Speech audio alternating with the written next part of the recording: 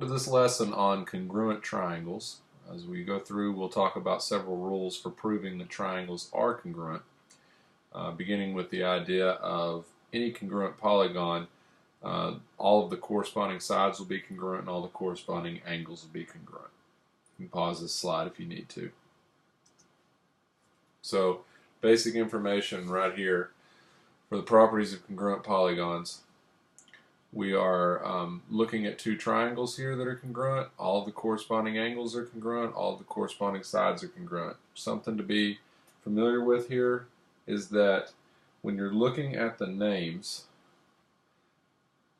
triangle ABC being congruent to triangle DEF, this color coding kind of helps. Angle A, the first letter in that triangle's name, matches up with angle D, the first letter in the second triangle's name, and you can see angle A had a single arc mark, so did angle D, so those angles are congruent. In terms of sides, if I put a little line over here, if I look at the first two letters AB, they will match up with the first two letters here, DE. You can see that's right here. AB is congruent to DE. So the names are extremely important. You can't just throw down three letters from one and three letters from another and say they're congruent. You actually have to match up the corresponding parts in naming congruent triangles or any congruent polygon. Same thing here for these rectangles. These letters in this order here are the same as in this order here. They have to match up. You can pause the slide if you need to look at it for any additional amount of time. Moving on. So if I have two triangles that are congruent, I want to identify the corresponding parts that would be congruent. Again, any letter, the first letter here, P, is going to be congruent to S in terms of an angle P versus angle S. Angle Q, the middle letter, is going to be congruent to angle T, the middle letter on the right. And angle R, the last letter, is going to be congruent to angle W. In terms of line segments, PQ is going to be the same as ST, QR is going to be the same as TW, and then PR is going to be the same as SW. You can see all of that there. Sorry, some of the line segments are a little off. The intention is that all of these are marked as line segments. Okay.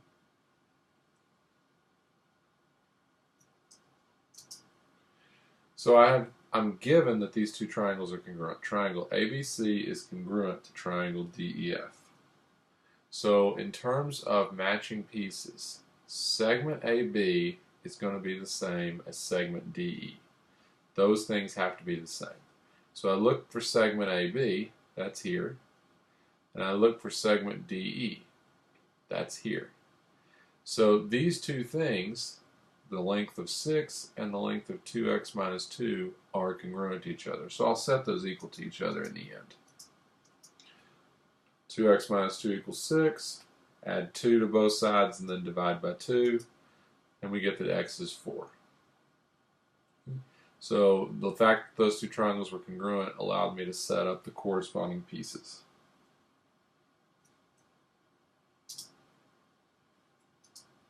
Okay, now I want to find the measure of angle F. Well, first of all, if I look over here at F, I see that it is the third letter in DEF, which means it's going to be the same as the third letter in ABC. So angle C and angle F are going to be one and the same. Well, if you look at triangle ABC, I already know the other two angles, A and B. They're 90 and 53. If you recall from the last lesson, the triangle sum theorem tells us that all three angles have to add up to 180. Well, I've got 90 and 53, which add up to 143. If I subtract that from 180, I'll get what angle C is. And because angle C and angle F are congruent, whatever I get for C, it'll be the same for angle F.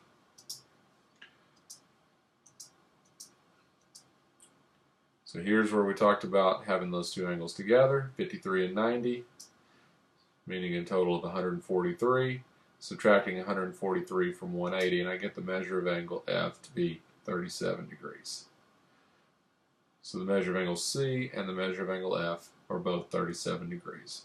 Pause this slide if you need to look through the calculations a little closer, but again, it's fairly straightforward. The three angles have to add up to 180. Excuse me. So this is one of our first rules for stating that triangles are congruent. We call it the side-side-side rule. You're going to want to learn these abbreviations. So the first abbreviation here is SSS, standing for side, side, side. Basically what we're saying is if I know the three sides of one triangle, so a triangle ABC measuring 4, 6, and 7, are the same as three sides of another triangle, so here FDE also 4, 6, 7, then these triangles are congruent by what we call side, side, side, meaning all three sides of the triangle have the same corresponding length. Now I want you to notice something here. It's not just ABC is congruent to DEF, because those parts don't match up. AB and DF are the same.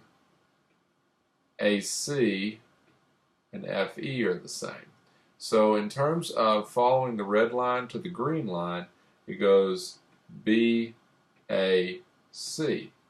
Well, if I go red line to green line here, it'd be D to F to E. So I could say this is triangle BAC is congruent to triangle DFE, or as we've listed over here, if I call it triangle ABC, then I went down the red line, across the blue line, and then back up the green line. That's ABC. So I need to go red, blue, green as well, which is F, D, E. As you can see, what was named here. So again, can't stress this enough. You must be very careful about how you name your triangles. You can't just throw the letters down and say, well, I did ABC here, so it must be DEF over here.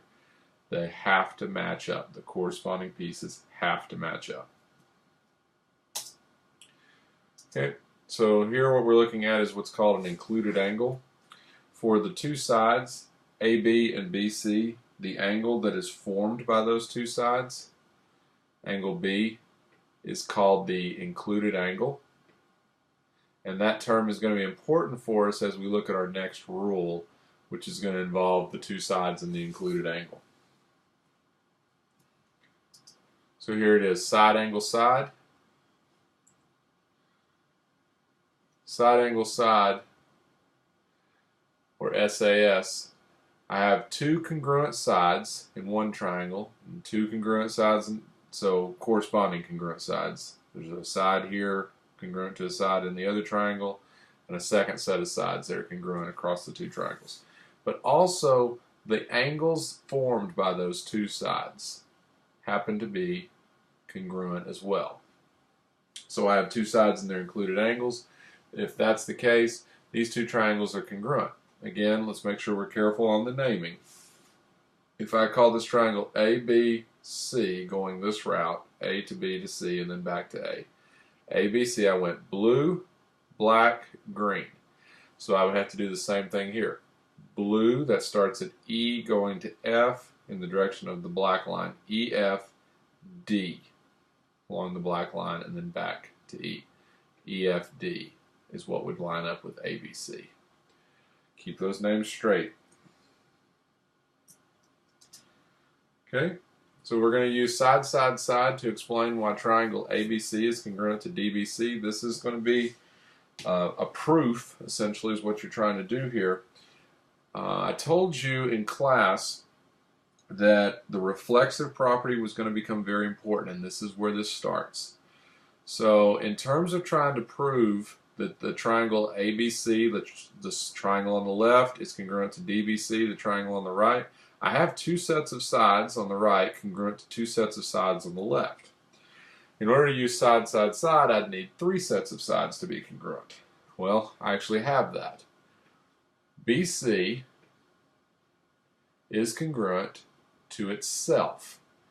BC is congruent to itself, that's the reflexive property. So I actually now have three sides in one triangle congruent to three sides in another triangle. So I can say the two triangles are congruent by side, side, side. But the key step here was the reflexive property that segment BC was congruent to itself. So here it is, reflexive property.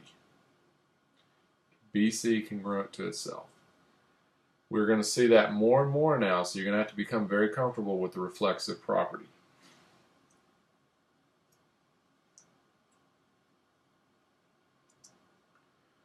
Same idea here. I want to use side, side, side to show that triangle ABC is congruent to triangle CDA. I've got two sets of congruent sides. I need a third set. I have it because they have a shared side. AC is congruent to itself using the reflexive property.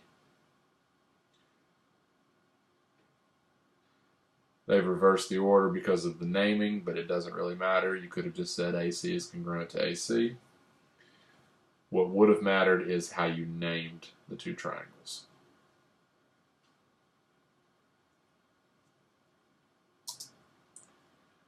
Okay, I want to use side angle side in this one. We have to go back to chapter 2, one of our little rules from chapter 2, in order to do this one. You should notice that this angle and this angle are congruent. Why? Vertical angles theorem. These two angles are vertical angles, and vertical angles are congruent.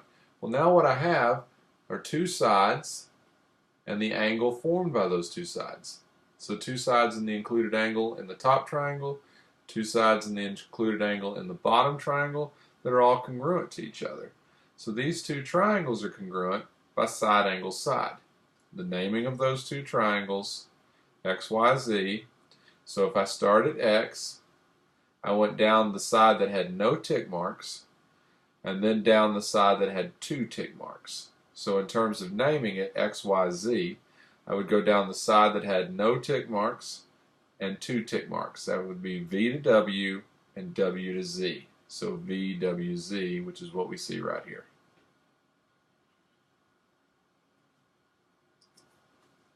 Okay. So we did use the vertical angles theorem in order to get side angle side there. Want to use side angle side again here. You should be seeing the pattern now. We're either using vertical angles theorem or the reflexive property. Here I've got a set of sides and a set of angles. To use side angle side, I would need this angle to be the included angle. Well, these two angles are the included angles for these outside pieces, AB and DB, and this one inside piece, BC. And because of the reflexive property, BC is congruent to itself. So now what I have is single tick mark, single arc, double tick mark, single tick mark, single arc, double tick mark. I have side angle side, two sides in the included angle that are congruent between both triangles.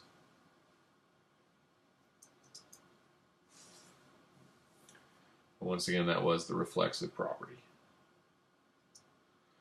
Okay, we're going to do a quick proof here. We're given that BC is parallel to AD, and we see that it's marked with the arrows. And we're also given that BC is congruent to AD.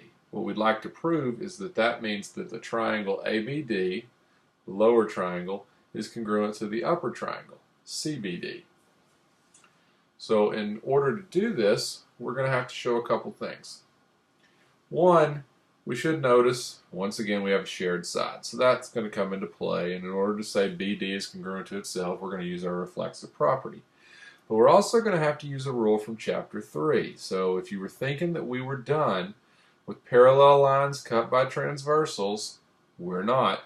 Because here's what I have, two parallel lines, and BD is acting as a transversal. So you'll see that show up in our proof here. So we begin with the given that BC is parallel to AD. And we're going to make the statement that angle CBD, this angle here, is congruent to angle ABD. Well, those two angles, because these lines are parallel and BD is acting as a transversal, those two angles are alternate interior angles. And for parallel lines, alternate interior angles are congruent. That's the alternate interior angles theorem. So now I've got a set of angles that are congruent, and I already have a set of sides that are congruent. I need to show that BD is congruent to itself, state that in my proof. So we'll get to that. First, we're stating the other given, that BC is congruent to AD, and now BD is congruent to itself using the reflexive property. So what I've done is I've identified the two different sets of congruent sides plus the included angles. So I have two sides and an included angle. These triangles are congruent by side, angle, side. Here's the side, the included angle, and the other side, and the same thing for the upper triangle. Side, included angle, other side. So triangle ABD congruent to triangle CDB by side, angle, side.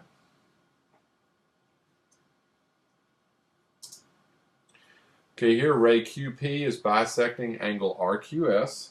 Let's talk about what that means. If it's bisecting angle RQS, then this angle, RQP, and PQS are going to be congruent angles. We also know that QR is congruent to QS. We want to prove that the two triangles, the left triangle and the right triangle, are congruent. We'll of course start with our given that QR and QS are congruent. We were also going to use our given that ray QP bisects angle RQS, and then we're going to state what that means. Like we've marked in the picture that angle RQP and angle SQP are congruent to each other. And that's by the definition of an angle bisector. So RQP and SQP are congruent. Well, pretty simple from here, guys. We've got a side and an angle, and I have a shared side for the two triangles. So because segment, not ray, but segment QP, so I'm only going from Q to P in terms of the segment QP is congruent to itself by the reflexive property. I now have enough to state that the two triangles are congruent by side, angle, side. So triangle RQP is congruent to triangle SQP by side, angle, side.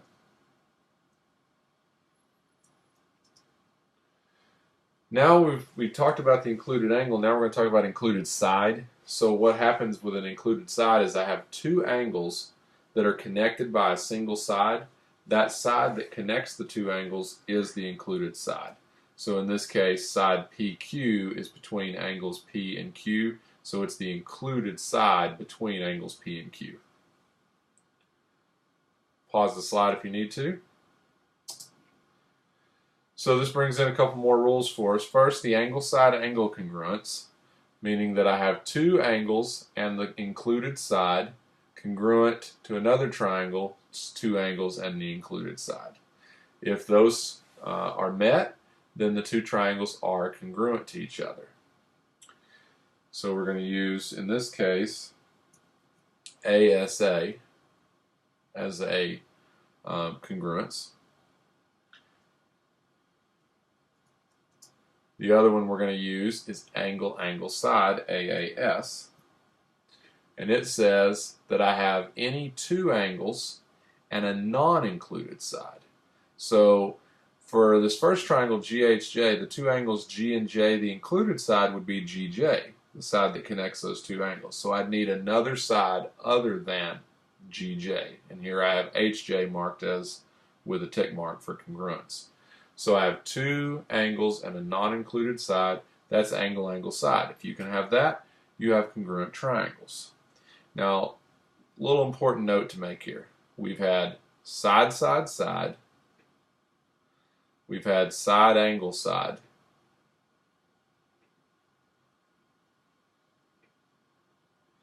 We've had angle, side, angle. Sorry, this takes a little bit longer on the trackpad. And now we've had angle, angle, side.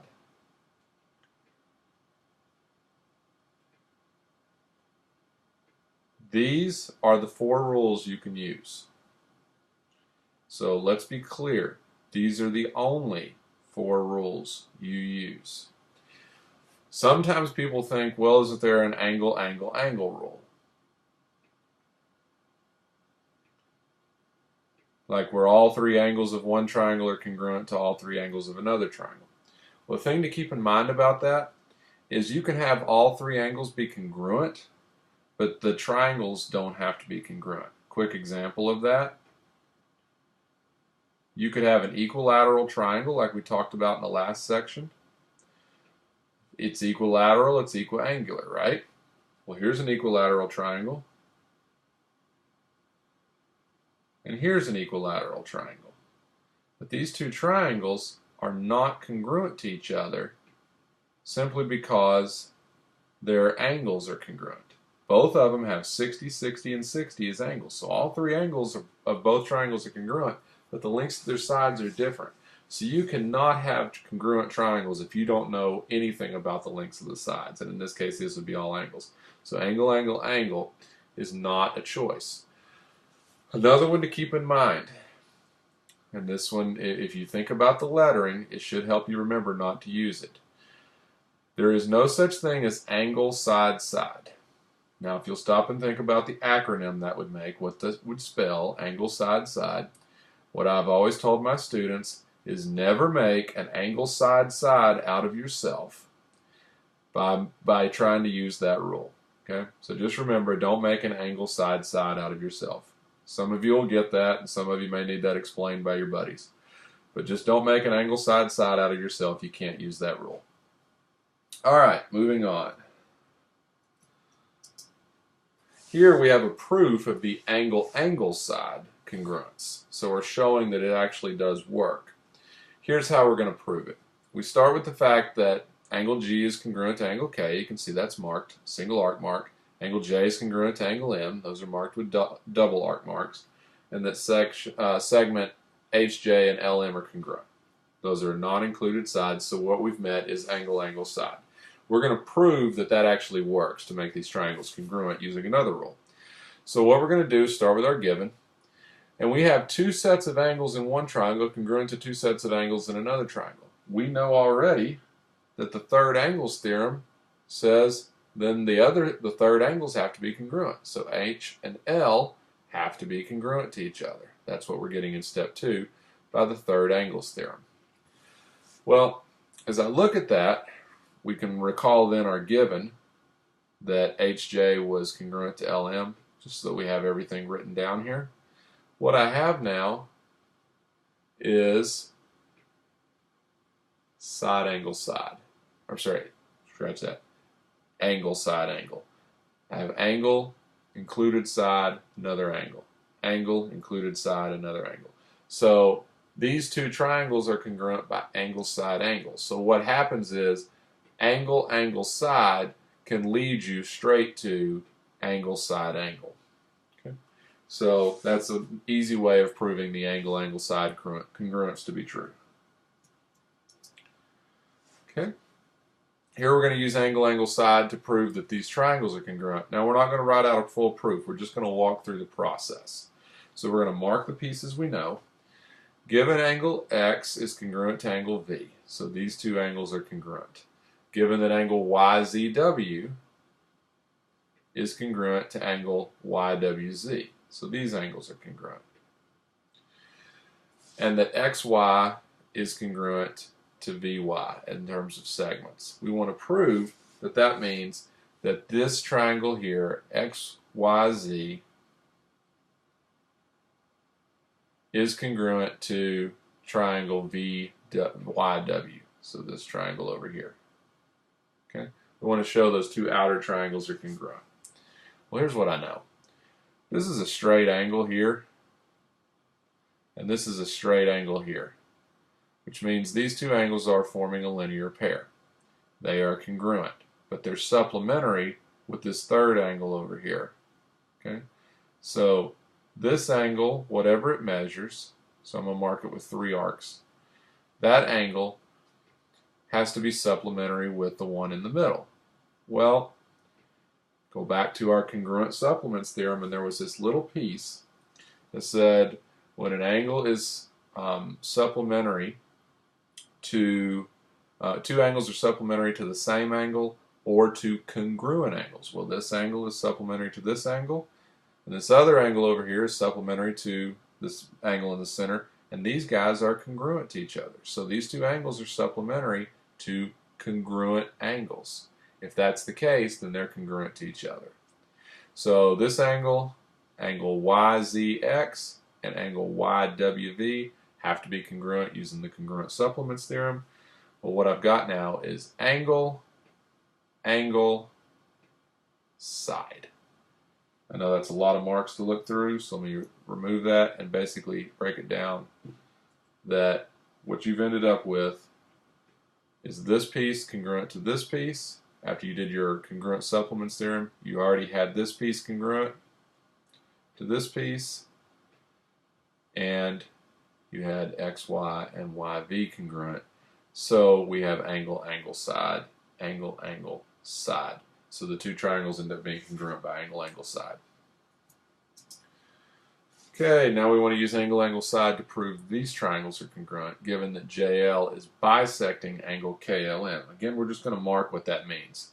KLM is this angle here. If JL bisects it, then it makes these two angles congruent. So KLJ and MLJ are congruent angles. What I now have is two sets of congruent angles, and I should mark them as separate angles so we don't get confused. So two sets of congruent angles, and JL is a shared side. It's congruent to itself by the reflexive property. So these two angles would have been congruent to each other by the definition of bisector.